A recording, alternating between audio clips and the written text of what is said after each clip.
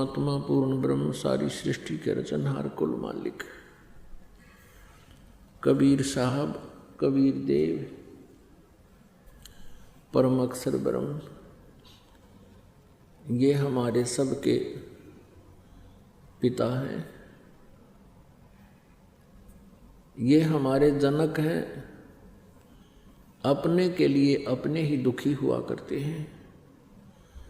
हम यहाँ काल के लोक में महादुखी हैं, कोई भी प्राणी सुखी नहीं है।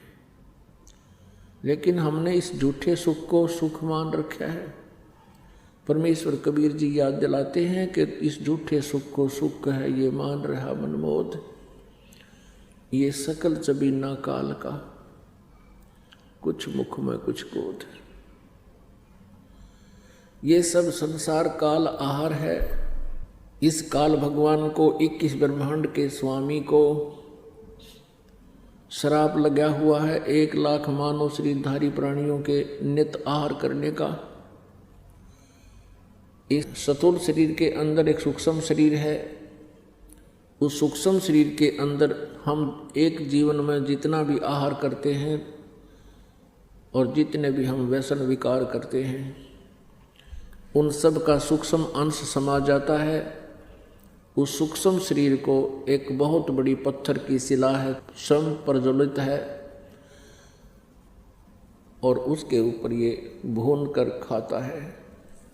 1 लाख मानव शरीरधारी प्राणियों का नित आहार करता है। श्रीमद् भगवत गीता जी अध्याय नंबर 11 के श्लोक नंबर 32 में ये स्वयं स्वीकार करता है। गीता ज्ञानदाता श्री कृष्ण जी में प्रवेश करके बोल रहा है कि मैं काल हूँ और अब इन सभी लोगों के नाश करने के लिए, इनको खाने के लिए आया हूँ, प्रवृत्त हुआ हूँ। श्रीमद् भगवत गीता अध्याय नंबर 11 श्लोक 21 में अर्जुन स्वयं कह रहा है कि हे भगवान, मैं देख रहा हूँ आपके मुंह में ये सिद्धों के टोल, झुंड के झुंड, समुदाय के समुदाय आपके मुख में जा रहे हैं। आप ऋषियों को भी खा रहे हो, आप सिद्धों को भी खा रहे हो, आप देवताओं को भी खा रहे हो,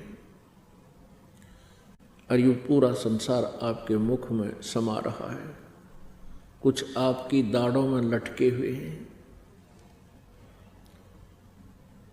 और ये सिद्धों के समुदाय आपके सामने मंगल कामना कर रहे हैं, वेदों के स्तोत्रों से आपकी स्तुति कर रहे हैं, अपने जीवन की भीख मांग रहे हैं, आप इनको भी खा रहे हो। तब ये कहता है मैं काल हूँ अर्जुन, अब इनको खाने के लिए प्रवृत्त हुआ हूँ। श्री कृष्ण काल नहीं थे। श्री कृष्ण जी ने पहले कभी अपने आप को काल नहीं कहा और इस महाभारत के युद्ध के बाद अपने आप को कभी काल नहीं कहा। परमेश्वर कबीर देव जी ने आके हमें बताया है कि तुम भयंकर स्थान पर रह रहे हो। आप जी को सुनियोजित षड्यंत्र के तहत इस काल ने उलझा रखा है, फंसा रखा है। ये जीव सतर की सोच नहीं है कि षड्यंत्र को समझ सके। परमेश्वर ने स्वयं आकर के इस काल के जाल को हमारे सामने सार्वजनिक किया है, इसका पर्दाफाश किया है। इस काल के जाल से निकलने के लिए परमात्मा ने वो यथार्थ ज्ञान दिया है।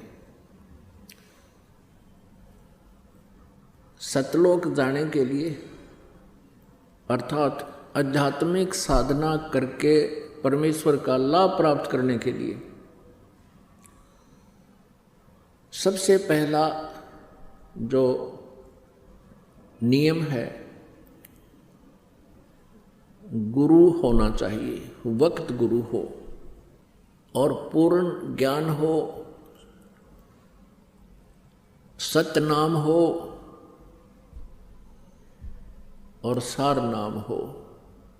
जो गुरु सतनाम और सार नाम से परिचित हो, इसके दान करने का अधिकारी हो और शिष्य भी अपने पूरे जीवन में मर्यादा में रहे, गुरु जी के वचन का पालन करे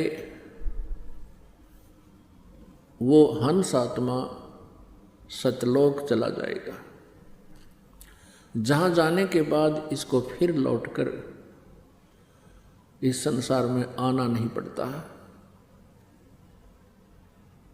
श्रीमद् भगवत गीता अध्याय नंबर 15 के श्लोक नंबर 1 से 4 में कहा है।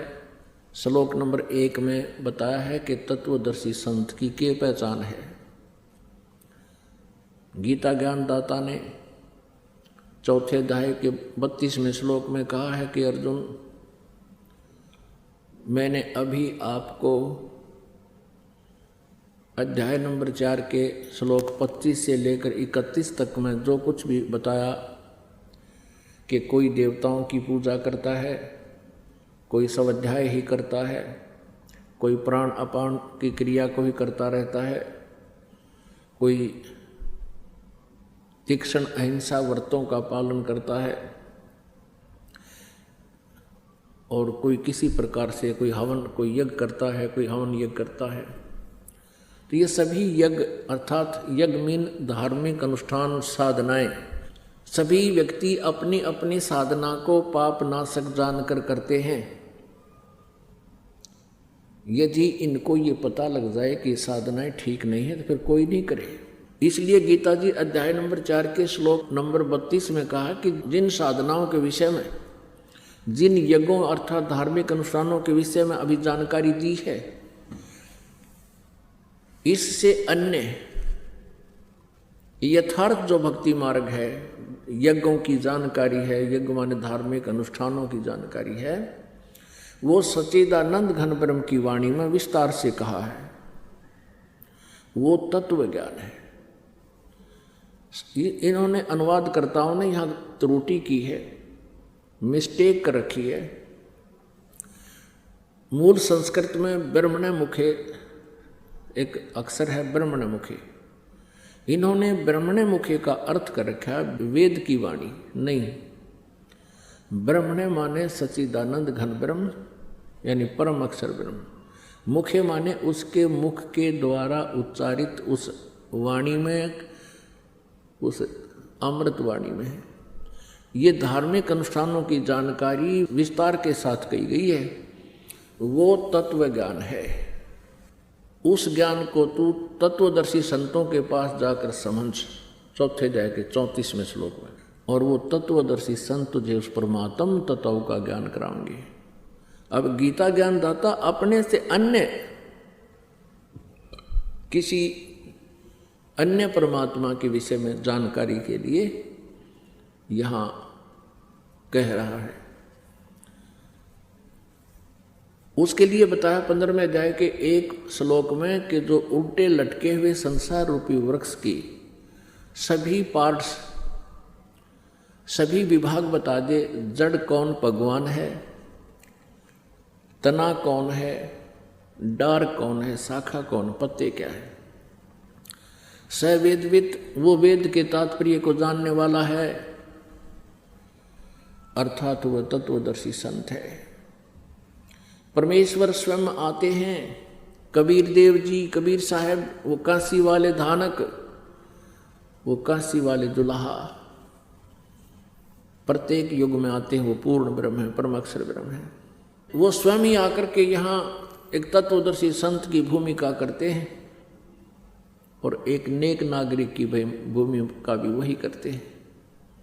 एक नेक शिष्य की भूमिका भी वही करते हैं कि एक सुयोग्य शिष्य में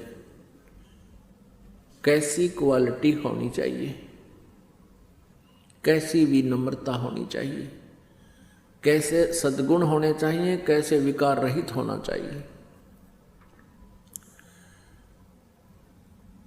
और तत्वदर्शी संत की भूमिका भी वही करते हैं। परमात्मा तो वही है ही।